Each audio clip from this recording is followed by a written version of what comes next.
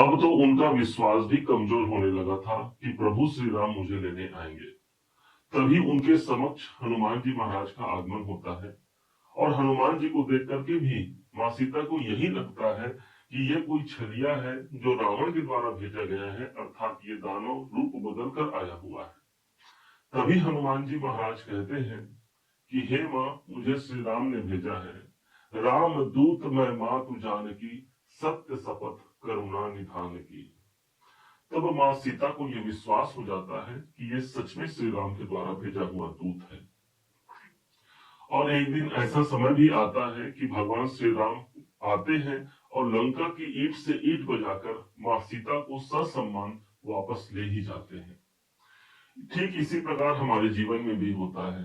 कभी कभी ऐसा होता है कि हमको लगता है कि सब कुछ अब समाप्त हो गया, लेकिन उसी समय एक ऐसा खेल चलता है कि जो सब कुछ बदल देने की कामना अपने अंदर विद्यमान करके हमारे जीवन में अग्रसित हो जाता है। ठीक इसी बात की सार्थकता को सिद्ध करते हुए हम प्रवेश करते हैं इस सितंबर महीने में, जहां पर एक नहीं बल्कि 7 ग्रह ऐसे होंगे जिनका प्रभाव हमको मजबूती से मिलेगा, या फिर यूं कहें यही वो 7 मोहरे हैं जिनके द्वारा एक असली वास्तविक खेल आरंभ होने जा रहा है। क्या होगा, कैसे हो गया, जानिएगा। 4 ग्रह आपको यहाँ पर दिखेंगे, जिसमें से सूर्य, बुध, मंगल और शुक्राचार्य जी मौजूद हैं। तो वहीं पर 3 ग्रह इस चार्ट में मौजूद रहेंगे। कैसे यही सितंबर एक बड़े खेल की तैयारी कर रहा है, इसको आप जानिएगा। सूर्य और बुध का एक योग चल रहा है इस समय पर धनु राशि के ठीक भाग्य भाव पर। सूर्य अपने घर पर आए हैं। एक बात तो अच्छी बात हो गई कि उनको अपना साम्राज्य मिला, लेकिन वहां पर पहले से केतु देव विद्यमान थे जो कि सूर्य ग्रहण नाम का योग बना दिए। अर्थात भाग्य उन्नति का जो अवसर प्राप्त होते होते हो सकता है कि हम वहां पर रुक गए। अच्छी बात यह आती है कि 16 तारीख का डेट आता है, सूर्य और बुध दोनों ही ठीक नवम भाव केतु के स्थान को छोड़ करके प्रवेश कर जाते हैं हमारे दसम भाव पर। यहाँ पर सूर्य आ गए और बुध आ गए, और ये बुध आदित्य नाम का एक राजयोग मिल गया, और वो भी हमको केंद्र भाव पर, कैरियर के भाव पर। इसलिए कैरियर के हिसाब से एक अनुकूल वातावरण, एक अनुकूल परिस्थिति हमको प्राप्त होने जा रहा है 16 सितंबर से। सूर्य को हम गवर्नमेंट कहते हैं, तो जो लोग गवर्नमेंट से जुड़े हुए काम कर रहे हैं उनके लिए प्लस पॉइंट हो गया। या फिर आप गवर्नमेंट से जुड़ करके कोई काम करने चाह रहे हैं, या फिर सरकारी नौकरी से जुड़ने जा रहे हैं, या फिर राजनीति में आप काम करते हैं, तो सूर्य आपको दसम भाव पर ही मिल गया। आप कोई भी कार्य कर रहे हो, सूर्य के पास वो पोजीशन है ना कि जो पोजीशन तक, क्योंकि किंग है सूर्य। अब राजा जब हमारे कैरियर के घर पर आएगा, अर्थात कर्म क्षेत्र पर भी वही राजा का पद, वही शासन का पद हमको प्राप्त होना है। सूर्य हमारे दसम भाव पर उपस्थित रहेगा। सूर्य और बुध को हमने जाना। अब आइए चलते हैं अगले ग्रह मंगल की ओर। ठीक 13 सितंबर का डेट आता है, और मंगल जो कि अभी आपके कैरियर के घर पर चल रहे हैं, रहने को तो ये कैरियर के घर पर है, परंतु मंगल अपने परम शत्रु बुध की राशि पर उपस्थित है। अब यहाँ 13 सितंबर को यही मंगल एक घर आगे प्रवेश होकर के हमको मिल जाएंगे 11वें घर पर। मंगल का 11वें घर पर जाना एक अनुकूल योग होगा। कम से कम शत्रु की राशि को छोड़ करके सम शुक्र की राशि पर प्रवेश करेंगे। मंगल ही वो ग्रह है जो आपके 12वें घर के स्वामी है, और साथ ही साथ इनके पास पंचम भाव का आधिपत्य है। इनकम के घर पर जाना अर्थात लाभ के दायरे हमारे बढ़ने वाले हैं। हो सकता है कहीं से कार्य हमारा अवरोध हो रहा हो, कार्य में बारंबार रुकावट आ रहा हो, तो स्वयं सेनापति मंगल इनकम के भाव पर है। अर्थात लाभ प्राप्ति के लिए, अपनी इच्छाओं की पूर्ति के लिए एक सेनापति की भांति हम काम करते हैं, और उस मुकाम तक पहुंच जाते हैं जहां तक हमको पहुंचना है, क्योंकि मंगल ही वो ग्रह है जो हमारा ऊर्जा है, हमारा साहस है। यहां से ठीक इनकी 5वीं दृष्टि पड़ती है पंचम भाव पर। मतलब संतान से जुड़े हुए कार्य, शेयर मार्केट से जुड़े हुए कार्य, इस समय पर माइंड हमारा क्रिएटिव होता है, और नए सोच को लेकर के हम अपने जीवन पर आगे बढ़ते हैं। अगला परिवर्तन होता है जो चौथे मोहरे के रूप में आएंगे, वो है शुक्राचार्य। शुक्र की स्थिति इस समय पर अष्टम भाव पर शुक्र है। 8वां घर वो स्थान जो रुकावट और बाधा का स्थान है। अब यहां से शुक्र बाहर निकल रहे हैं और पहुंच जाएंगे भाग्य के घर पर। अर्थात जो हमारा धन या फिर हमारी प्रसन्नता जो रुकावट के स्थान पर है, वो अब मुक्त हो रहा है। और तारीख होगा ठीक 14 सितंबर को। शुक्र के पास जो आधिपत्य है ये आपके इनकम के स्वामी है, इसलिए धनु राशि के इनकम के स्वामी अभी तक हमको मिल रहे थे रुकावट के भाव पर। अब जब यही नवम भाव पर चले जाएंगे तो लाभ के दायरे यहाँ पर भी खुलेंगे, अर्थात एक शुभ वातावरण मुझे मेरे भाग्य उन्नति में दिखेगा। भाग्य भाव पर ही शुक्र देव मौजूद रहेंगे, परंतु यहाँ पर आकर के भी इनको कोई सहज महसूस नहीं होगा, कारण कि सूर्य के घर पर आएंगे, ऊपर से केतु पहले से वहां पर विद्यमान है, शुक्र और केतु का संयोग बन जाएगा।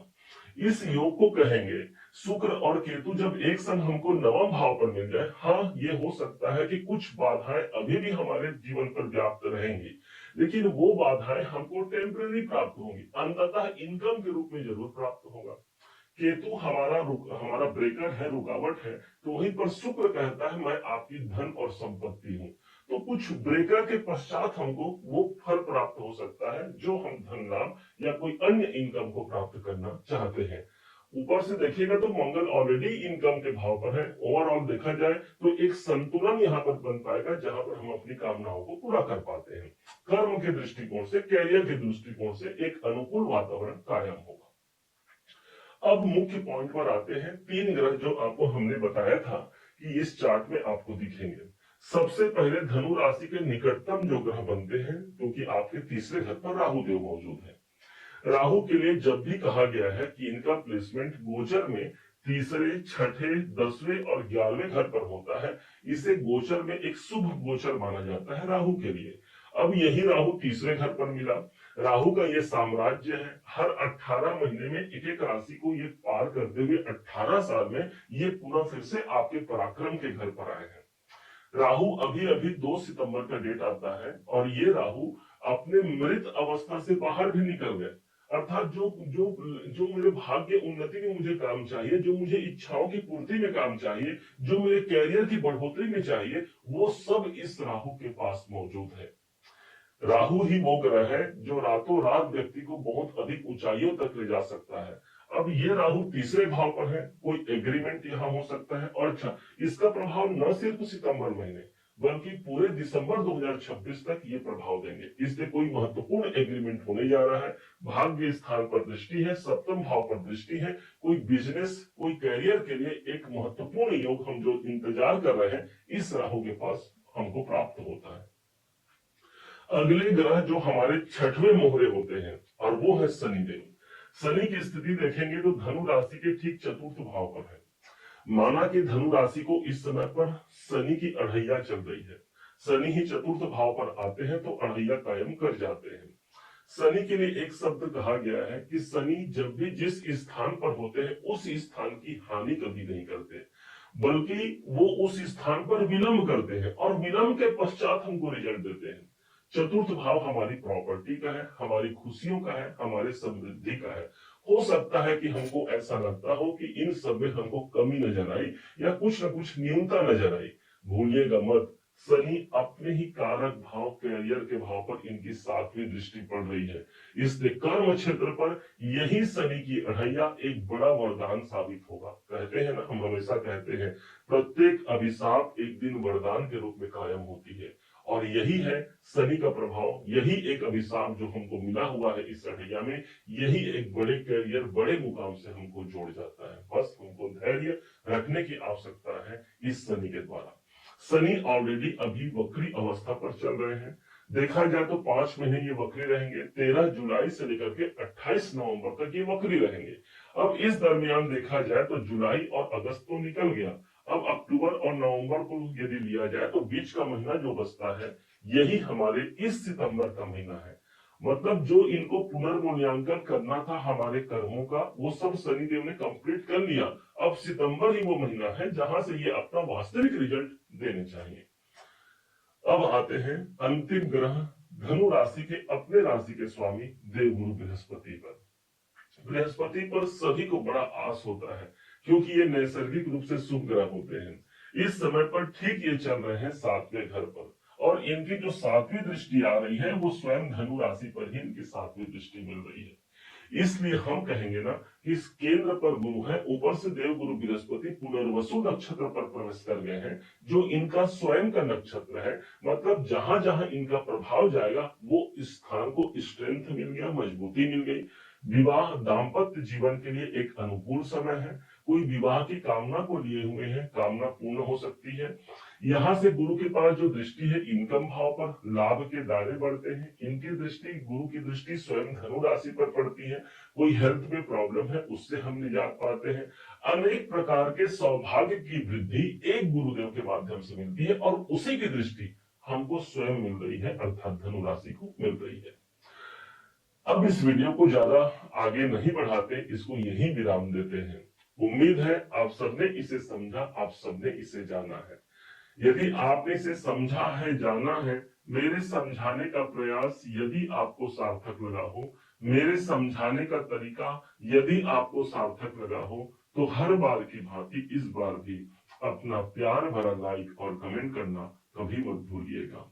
और हाँ, यदि अभी तक आपने चैनल को सब्सक्राइब नहीं किया है तो सब्सक्राइब जरूर कीजिएगा। पुनः एक बार फिर आप सभी का दिवस बहुत मंगलमय हो, इन्हीं शुभकामनाओं के साथ। जय श्री राम।